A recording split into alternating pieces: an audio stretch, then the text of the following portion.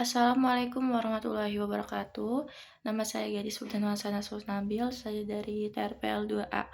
Di sini saya akan menjelaskan perancangan perangkat lunak mengenai materi, konsumsi, dan produksi. Nah, sebelum itu, di sini saya akan membacakan latar belakang. Jadi, latar belakang dari tema yang saya ambil ya ini konsumsi dan produksi, yaitu faktor kurangnya kerjasama yang baik antara pemerintah dengan kelompok usaha bank, sampah maupun masyarakat.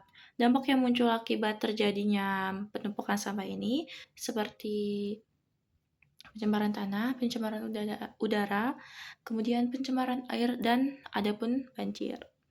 Nah, upaya yang dapat dilakukan oleh pemerintah itu bisa melakukan peningkatan kerjasama antar pemerintah masyarakat, mengajak masyarakat untuk menjadi pelanggan sampah pada setiap RT-nya dan kelompok bank sampah, dan meningkatkan kesadaran warga untuk membuang sampah pada tempatnya. Kemudian, ada aplikasi yang saya ingin kembangkan yaitu Plastic Bay. Nah, di dalam aplikasi ini itu ada fitur untuk menyesuaikan sampah tergantung jenisnya.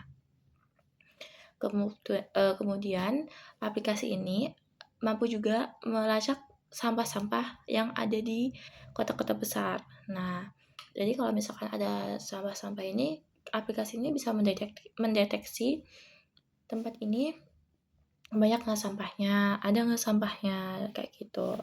Nah, kemudian ada juga tujuan. Tujuan ini saya ambil dari penelitian Yan Yusuf Subuh STK, ST Yakobus Merauke, dan Carolus B. Bala STK, ST Yakobus Merauke.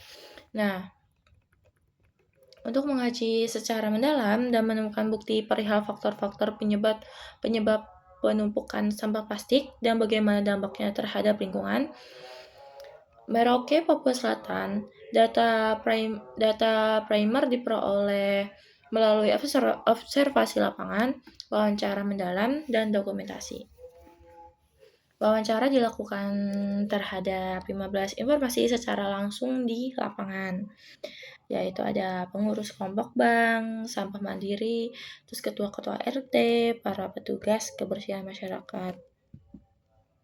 Nah, sejumlah informasi di atas diseleksi melalui teknik proof-of-concept sampling berdasarkan penguasaan mereka terhadap persoalan dan informasi yang sedang diteliti.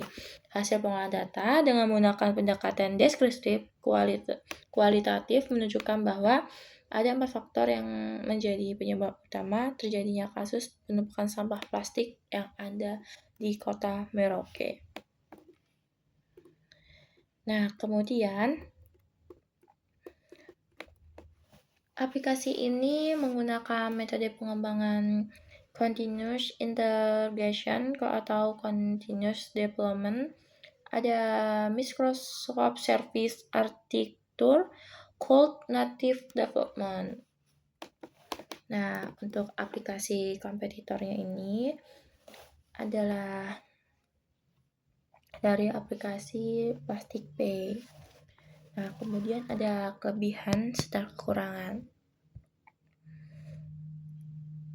Untuk kelebihan itu, kalau misalkan kita di aplikasi ini nih, kita misalkan kayak nabung sampah, kita kan mendapatkan poin tuh. Nah, ketika poin kita banyak, ketika poin kita lebih banyak, itu kita akan mendapatkan reward atau hadiah dari sampah-sampah yang telah kita kumpulkan yang menjadi poin tersebut.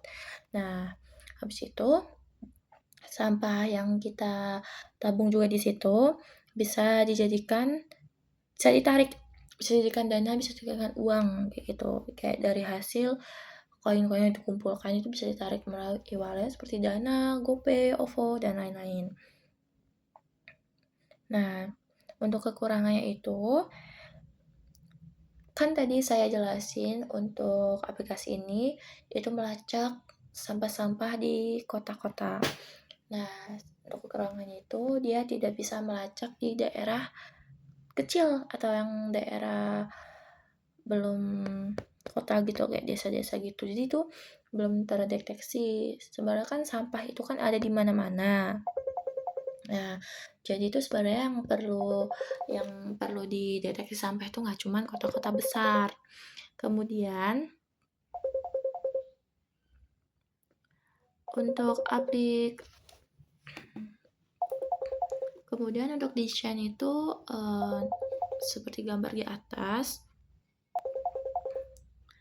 Nah, begitu saja yang bisa saya jelaskan. Kurang lebihnya saya mohon maaf, dan ketika saya bicara belibet saya mohon maaf juga. Wassalamualaikum warahmatullahi wabarakatuh.